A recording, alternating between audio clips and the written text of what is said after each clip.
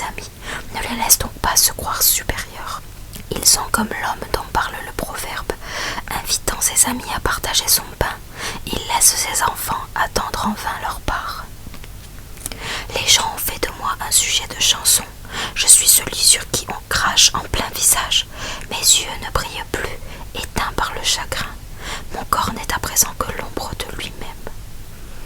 Les braves gens restent sans voix devant mon mal, les innocents sont indignés, il faut en moi un homme de mauvaise foi. Que le fidèle persévère, disent-ils, et que l'homme aux mains propres redouble d'efforts. Quant à vous, mes amis, revenez tous, je ne trouverai parmi vous aucun vrai sage. Ma vie est terminée, voici réduits à rien les projets que j'ai faits et mes plus chers désirs. Si j'en crois mes amis, ma nuit serait le jour et l'aube serait proche alors que le soir tombe. Que puis-je attendre encore? Une place pour moi dans le monde des morts, un lit où me coucher dans son obscurité. Je dis à mon tombeau, c'est toi qui es mon père, et à la pourriture, ma mère et ma sœur. Où donc est mon espoir, qui l'aperçoit encore? Il descend avec moi dans le monde des morts, nous tombons tous les deux jusque dans la poussière. Intervention de Bildad, un piège pour le méchant. 18. Bildad de Chouba prit alors la parole. Jusqu'à quand tairez-vous ce qu'il convient de dire? Réfléchissez d'abord, et nous saurons parler. Allez-vous laisser Job nous prendre pour des bêtes? Avez-vous l'impression que nous sommes stupides? Quant à toi, Job, ta fureur te nuit à toi-même. Crois-tu qu'elle pourrait dépleurer un pays, déplacer un rocher? C'est la lumière du méchant qui s'éteindra, la flamme à son foyer cessera de briller, la lumière chez lui perdra de sa clarté, la lampe de sa vie va s'éteindre à son tour. Sa démarche assurée deviendra hésitante. Et les projets qu'il a faits finiront par le perdre. Ses pas le conduiront dans un filet tendu, et il ira tout droit se prendre dans les mailles. Un piège le capturera par le talon, un nœud coulant le retiendra solidement. Le fil qui le prendra est caché dans la terre, et le lacet fatal l'attend sur son chemin. De partout la terreur tombe soudain sur lui, et lui donne la chasse à chaque pas qu'il fait. Lui, qui était si fort, le voilà affamé, et la misère est installée à ses côtés.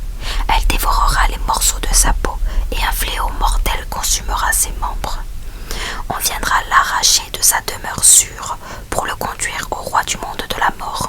Sa maison sera libre et pourra l'occuper. Sur sa propriété, et on répandra du soufre. Il sera l'arbre mort du bas jusqu'à la cime, racines desséchées et feuillage flétri. Au pays, on perdra tout souvenir de lui. Son nom ne sera plus prononcé dans la rue. De la lumière, on l'expulsera dans la nuit, et on le chassera de la terre habitée. Aucun enfant n'assurera sa descendance, aucun ne survivra de toute sa maison. À l'ouest comme à l'est, on apprendra son sort.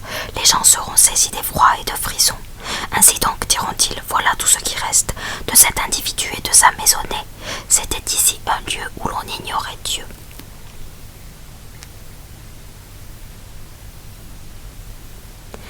Réplique de Job à la fin, mon défenseur interviendra. 19. Job répondit alors. Pendant combien de temps me tourmenterez-vous et m'écraserez-vous sur le poids des discours? Au moins 10 fois déjà vous m'avez insulté. Me torturer ainsi, ne vous fait-il pas honte? Même s'il était vrai que je me sois trompé, je suis le seul que cette erreur concernerait. En fait, vous m'abaissez pour vous grandir vous-même. Et vous me reprochez ma grande humiliation. Mais sachez que c'est Dieu qui m'a causé ce tort et m'a entortillé dans son propre filet. Si je dénonce la violence qui m'est faite, on ne me répond pas. Si j'appelle au secours, personne n'intervient pour me rendre justice. Dieu par ma route m'empêche de passer, me laisse dans le noir à chercher mon chemin. Il est venu me dépouiller de mon honneur et m'enlever tout mon prestige, ma couronne. Il m'a ruiné à tous les égards et je succombe. Il m'a ôté l'espoir comme on arrache un arbre, excitant contre moi le feu de sa colère. Il m'a traité comme l'un de ses ennemis. Ces bandes de tueurs se rassemblent en masse. Ils s'ouvrent un chemin pour venir jusqu'à moi. Ils installent leurs champs tout autour de ma tente. Mes plus proches parents, Dieu les a éloignés. Ceux qui me connaissent font tout pour m'éviter. Les gens de ma maison et mes amis intimes se tiennent à distance et m'ont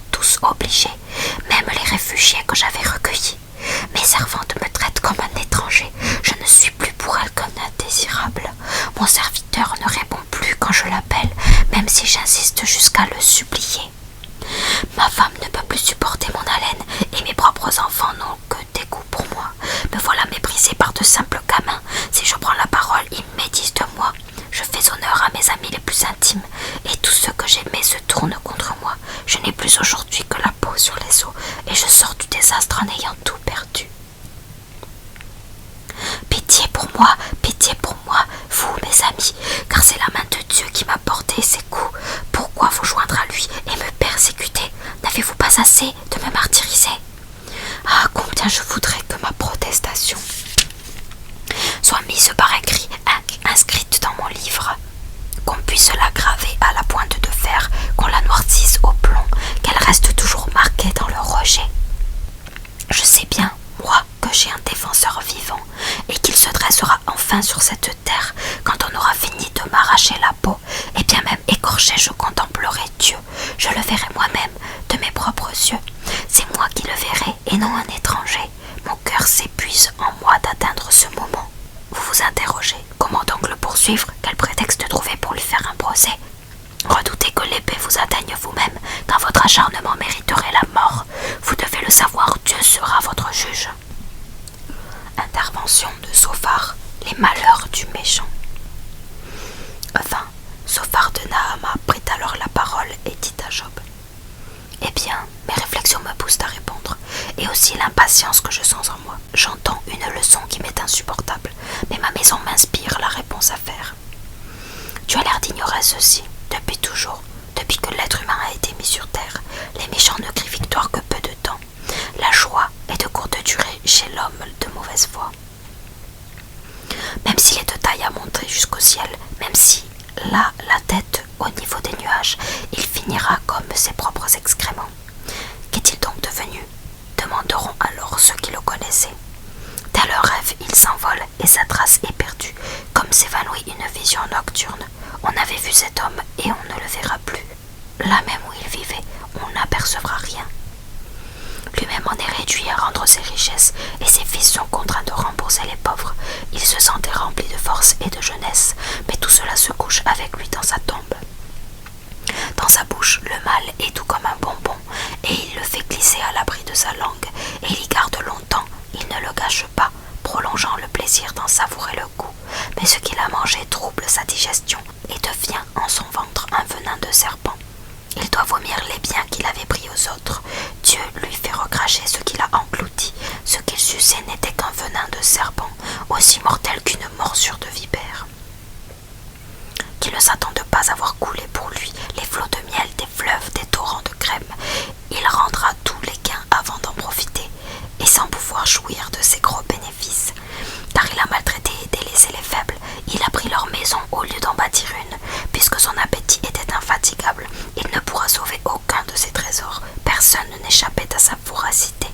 C'est pourquoi son bonheur n'aura pas de durée. Dans la subordonnance, il est saisi d'angoisse. La main de tous les miséreux s'abat sur lui. Quand il est occupé à se remplir le ventre, Dieu lâche contre lui son ardente colère. Elle pleuvra sur lui en guise de repas. Il esquive les coups de quelque âme de fer, mais que voilà percée d'une pointe de bronze. Il arrache la flèche qui sort de son dos. Il retire l'âme qui traverse son foie. La terreur de la mort tombe aussitôt sur lui. Son destin est caché, c'est une nuit totale. Un feu surnaturel viendra le dévorer, et il consumera ce qui reste chez lui. Le ciel démasquera les crimes de cet homme. La terre se dressera pour le dénoncer. L'inondation emportera au loin ses biens, le jour où Dieu fera éclater sa colère. Tel est le sort que Dieu réserve aux criminels, c'est cela le destin qu'il prépare pour eux.